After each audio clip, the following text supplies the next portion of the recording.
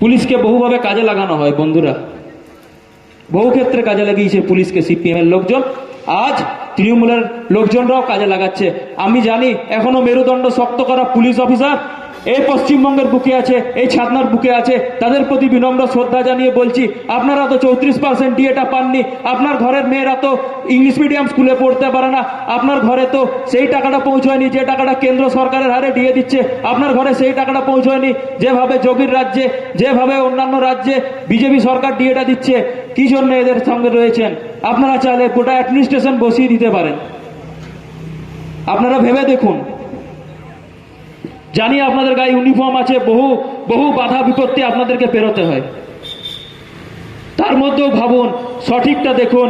উপরতলার যারা রয়েছে তারা নেতাদের সঙ্গে শার্ট করে কাজ করছে। এই বিধানসভায় বহু কর্মীকে ফলস কেস দেওয়া হয়েছে, আপনারাই তো অ্যারেস্ট করে তুলে নিয়ে গেছেন। আপনারই তো ঘরের পাশের ছেলে, আপনারই তো ভাই হয়। আর যারা কংগ্রেসটা